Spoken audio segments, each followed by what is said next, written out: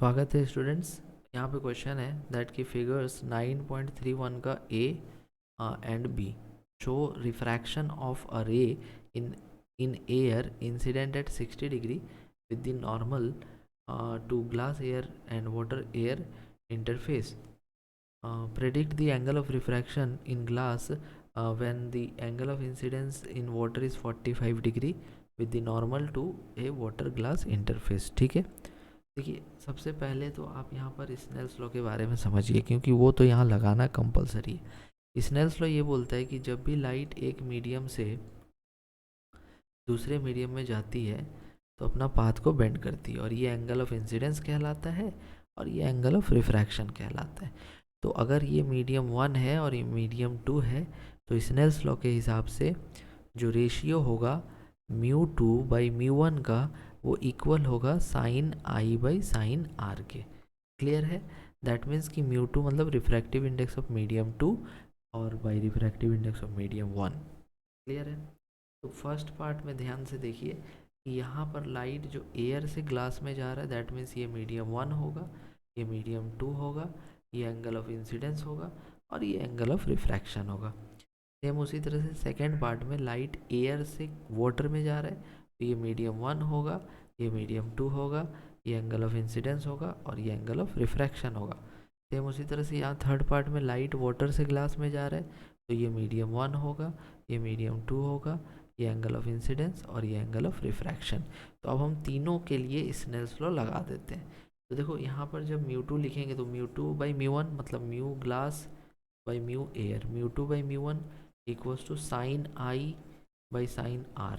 समझ गए first equation? Same उसी तरह से सेकेंड के लिए लिखेंगे μ2 मतलब water by mu air equals to sine I by sine R. ठीक है, और थर्ड पार्ट के लिए फिर से लिखेंगे μ2 जो कि ग्लास है बाई μ1 जो कि वाटर है equal to sine I by sine R. देखो ये इक्वेशंस आ गए हमारे। अब यहाँ पर क्या है ना कि तुम्हें कुछ वैल्यूज़ जो है वो पुट करने पड़ेंगे जो लगभग मैक्सिमम 90% लोगों को याद नहीं रहता है। जैसे कि फॉर एग्जांपल तुम्हें यहाँ पर यूज़ होगा साइन 35 डिग्री जो तुम नहीं जानते हो, तुम्हें यहाँ पे यूज़ होगा साइन 47 डिग्री जो तुम नहीं जानते हो। तो ये अगर एग्ज़ाम में इस टाइप के क्वेश्चन आएंगे तो ये या तो ये वैल्यूज़ दिए हुए रहेंगे या फिर इन्हीं के टर्म्स में तुम्हें आंसर लिख करके आना पड़ेगा। जैसे साइन 35 डिग्री तो 0.5735 हो जाएगा और साइन 47 हो जाएगा 0.7313। ठीक है, तो वो यहाँ पे रखना पड़ेगा। देखो रिफ्रैक्टिव इंडेक्स ऑफ एयर 1 होता है, यहाँ से रिफ्रैक्टिव इंडेक्स ऑफ ग्लास कितना आ गया, साइन 60 का मतलब होता है √3/2, √3/2 और साइन 35 होता है 0.5735। तो देखो √3 का मतलब हो गया 1.732 डिवाइडेड बाई 2 और नीचे क्या था पहले से 0.5735। ठीक है, तो इसको हम लोग सॉल्व कर लेते हैं। तो 1.732 डिवाइडेड बाई 2 डिवाइडेड बाई 0.5735, तो ये आ जाएगा 1.51। फर्स्ट पार्ट हो गया। सेकेंड पार्ट इसमें हम लोग μw निकाल लेते हैं। So μw equals to sine 30, sine 60 1.732 divided by 2 into sine 47 कितना बताया मैंने 0.7313।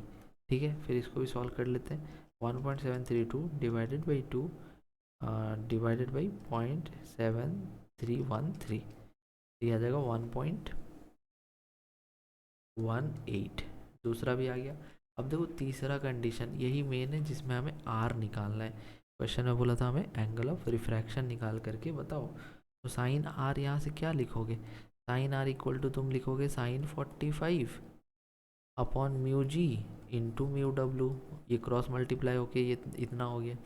तो साइन 45 तो होता है 1/√2। अब ये μw तुमने निकाला था 1.18, ठीक है, और म्यू जी तुमने निकाला था 1.51। ठीक है, तो ये जो वैल्यूज़ आए हैं इनको हम सॉल्व करते हैं। तो कितना आ जाएगा, मल्टीप्लाई डिवाइड करना होगा ना। सो 1.18 डिवाइडेड बाई 1.51, चलो ठीक है, डिवाइडेड बाई √2 का मतलब 1.414, 0.5526।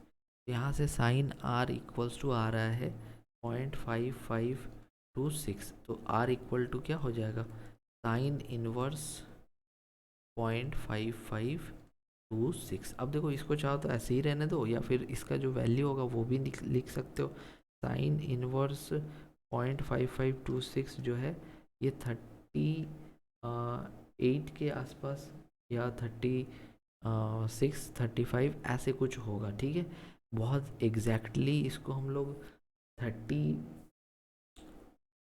मान के चलो कि 35 से लेके 38 तक में कुछ आंसर आएगा, क्योंकि ये ऐसे वैल्यूज़ हैं जिनको हम एग्जैक्टली नहीं बता सकते। बहुत सारे जगह पे जैसे हमने अप्रॉक्सीमेशंस वगैरह ले लिया है, ठीक है।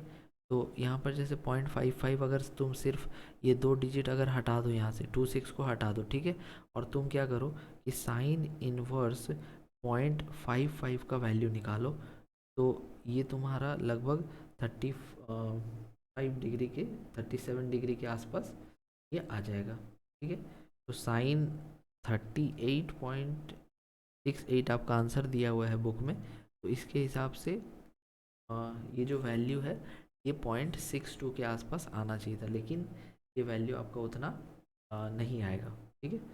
ऐसा मत सोचो कि सर यहाँ पे तो बुक में आंसर दिया हुआ है 38.68, अगर तुम साइन 38.68 निकालते हो, ठीक है, तो इसके लिए तुम्हारा ये जो वैल्यू आना चाहिए ये 0.62 आना चाहिए, ठीक है। लेकिन 0.62 कैसे आएगा, क्योंकि देखो √2 का वैल्यू तो 1.4 नहीं होता है, उससे आगे भी होता है, 1.414 होता है, ठीक है। प्लस यहाँ पर जैसे वैल्यूज़ देखो तुम √3 का वैल्यू, बहुत जगह पे क्या किया हमने, यहाँ पे अप्रॉक्सीमेशन ले लिया, यहाँ पे 2 डिजिट हटा दिया, मतलब यहाँ पे 2 डिजिट और लिखना चाहिए था, यहाँ पे 2 डिजिट और लिखना चाहिए था, इस तरह करते करते ये 0.55 के आसपास आ रहा है। क्लियर है तुम्हें? बेसिकली ये याद रखना है कि 35 36 37 38 ये आ रहे हैं तो ठीक हो तुम, ओके। तो I hope that this clear your doubt, thank you.